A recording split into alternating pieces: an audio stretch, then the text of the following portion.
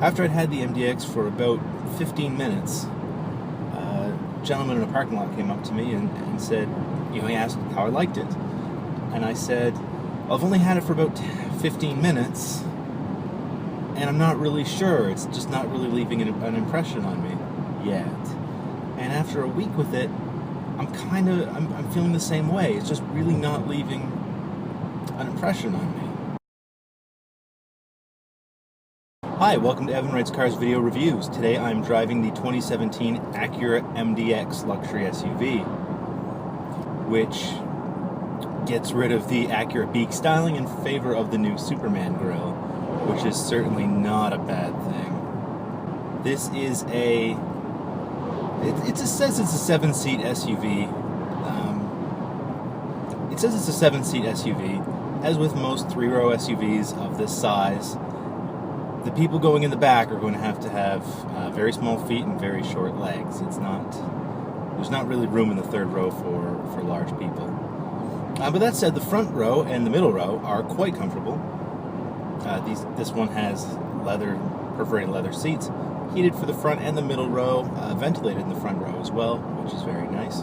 Which brings me to one of the most notable features of this car, or the thing that first grabbed my attention: the heated steering wheel.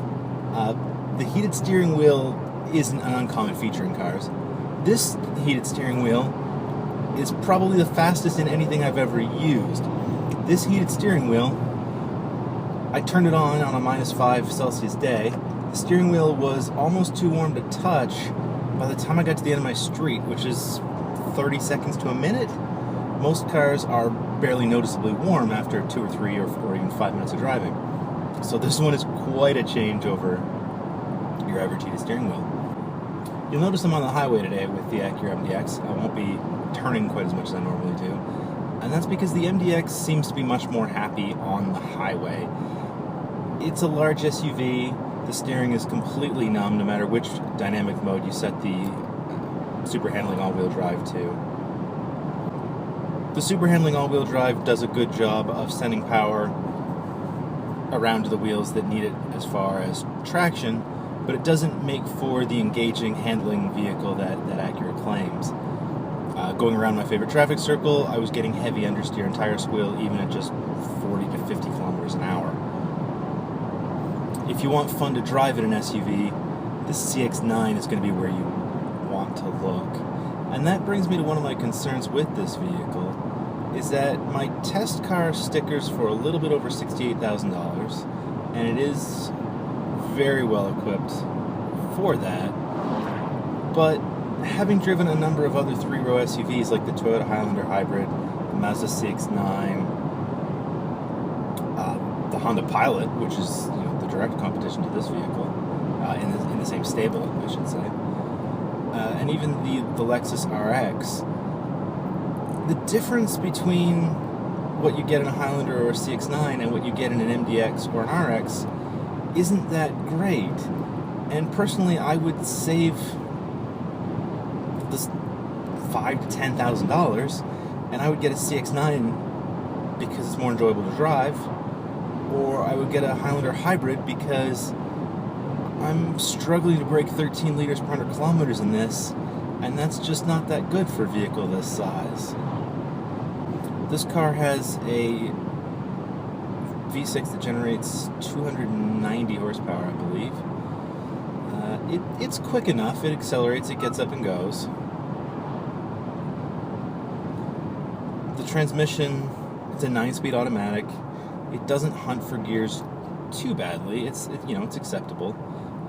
The 9th speed is a super overdrive. I'm not sure when it's actually used. I haven't been able to get the car to manually stay in 9th gear at any speed I've driven so far. But despite the 9-speed automatic, I'm still averaging 13 liters per 100 kilometers in mostly rural driving, which is to say constant 80 to 90 kilometers an hour. And that's not a great number. Other SUVs in this size class I've gotten in the 10s or even lower. For a brand new design, For such a brand new design, I expect a little bit better. One thing I did notice on the highway that surprised me quite a bit is that at speed, the hood on the MDX seems to move a lot more than I would expect. At the back of the hood, it's actually flapping, which is kind of unseemly and unexpected in a vehicle in this price range. That would indicate maybe that the hood's just really thin, which makes you wonder about the rest of the panels and how they're going to be affected with dents, dings, and things like that over the life of the vehicle. The MDX is quiet on the highway. There is some wind noise, nothing intrusive. The tires are large, but they don't seem to make too much noise. They're not irritating, they're not bothersome. The second row of the MDX has, instead of two headrest mounted TVs, there's one widescreen, extra widescreen TV. You can split the video feed on that so that the TV will show two shows at once, one for the left side passenger, one for the right side passenger. That way you don't need two screens, and they can watch the same, the kids or whoever's back there can watch the same thing if they want, but they don't have to. The lane guidance, especially on back roads, seems to have a great deal of trouble knowing where the lines are. I found that it was distracted by salt, distracted by cracks in the road, and on a narrower lane, it really was bouncing me back and forth across the lanes, and there doesn't seem to be an easy way to turn it off. The steering wheel mounting button with the lane guidance indicator on it seems to change a little bit the aggressiveness of the system, but it doesn't disable it. You would have to go into the menu systems to turn it off, which is less than ideal. The menu system through Acura's new infotainment system is a little bit ponderous. There is one big dial that also kind of will jog left, right, up, or down, but it doesn't always do the same thing. The menu structures aren't consistent. The other thing is quite a few of the controls are just difficult to use. Setting the GPS from a top-down to more of a bird's-eye angled view requires you to go through 3 or 4 menus, and it actually took 3 or 4 tries before it stuck. It kept defaulting back to the straight-down view, which is not what I was looking for. I've also noticed that with my iPhone and with my Android device, it doesn't always connect. It seems to have trouble telling it what to do. If I tell the phone to play the song manually on the device, it's fine from that point forward. But when I first plug the phone in, it will not tell it what to do. And that seemed to be intermittent. It didn't happen every time. It didn't matter if I unplugged or plugged it back in. It just would start doing that, and then it wouldn't connect my phone, which, in this day and age, and especially if they've chosen not to use CarPlay or Android Auto, it's really quite disappointing. So that's the 2017 MDX. It's a quiet and powerful SUV. It's got a great deal of luxury on the inside, but ultimately it's not leaving me satisfied or fulfilled. The handling the handling's just not there. The ride's not as smooth as I would expect, and the infotainment can be very difficult to operate. If you're familiar with the Pilot and you want a nicer Pilot, then this would be your logical choice.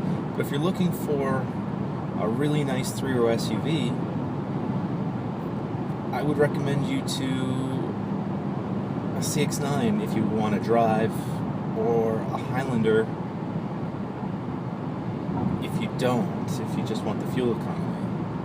Both of those will save you a fair bit of money, and I believe will give you a more rewarding experience, or a more enjoyable experience, I should say. And if you don't feel that those are luxurious enough and you want a more luxurious SUV, then I would say a Volvo XC90, which is also brand new for this year and is an excellent vehicle. The design is better. The interior layout is nicer. No one really can compete with Volvo's interior layouts at this point. And I think that's another vehicle that does a better job of what the MDX is trying to do. If you do get an MDX, I don't think you'd be unhappy with it.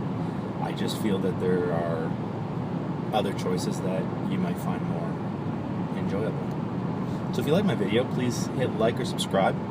The links below. Leave your comments if you have any questions, any feedback. And thanks again for watching. See you next time.